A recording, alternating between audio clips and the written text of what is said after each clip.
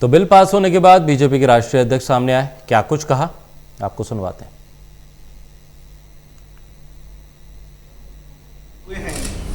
राज्यसभा में जो किसान से सीधा संबंध रखते हैं, 70 साल से जिस तरीके से किसानों के साथ अन्याय हो रहा था, शोषण हो रहा था, उनको आज़ादी दिलाने का काम नरेंद्र मोदी जी की सरकार ने उनके नेतृत्व में किया है। हम सब जानते हैं कि किसान को अपना उत्पाद मंडी में ही बेचना पड़ता था और कोई उसके पास साधन नहीं था। हम यह भी जानते हैं कि 1955 का बना हुआ एसेंशियल कमोडिटीज एक्ट, उसके तहत भी व्यक्ति को डीरेगुलेट करने की कोशिश की गई ताकि उसका उत्पाद सही दाम पर मिल सके और वह अपना उत्पाद बेच सके, उसके लिए डीरेगुलेट किया गया था। लेकिन यहाँ जो हमारी विपक्षी पार्टी है, वो किसान विरोधी है।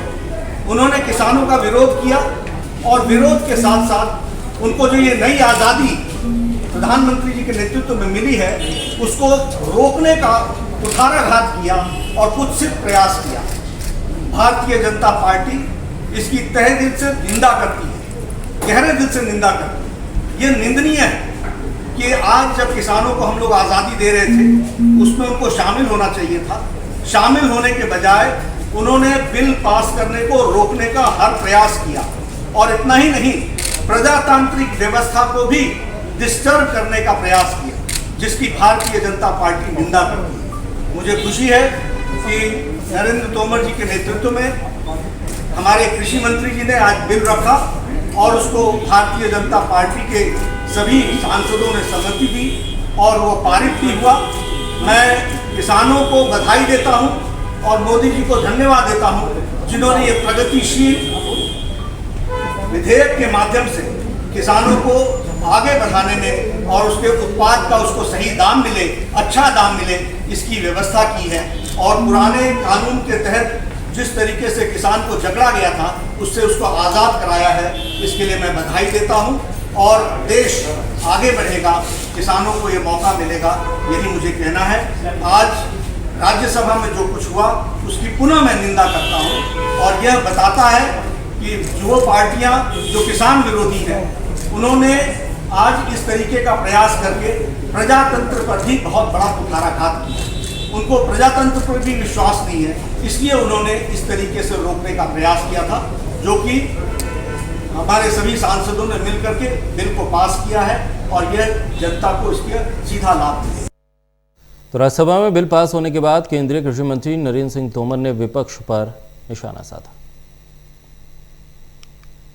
तौर पर कंसल्टेशन की बात आती है।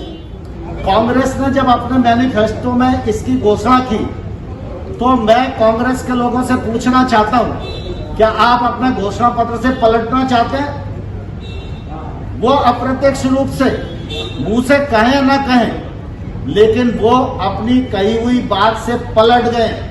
इसको सरल शब्दों में और गांव की भाषा में अगर कहो तो ये कहा जाता है कि उन्होंने थूका भी और उन्होंने चाटा भी।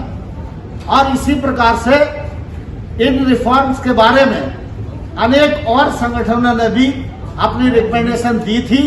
प्रधानमंत्री मोदी जी ने वही किया जो देश के किसान चाहते थे। कांग्रेस ने, तृणमूल कांग्रेस ने और कुछ विरोधी दलों ने आज वही किया जो जनता के मत के विरुद्ध था और जो मैंडेट मोदी जी को दिया गया उसके विरुद्ध था। आज का यह कांग्रेस का कृत्य सीधा सीधा जनता का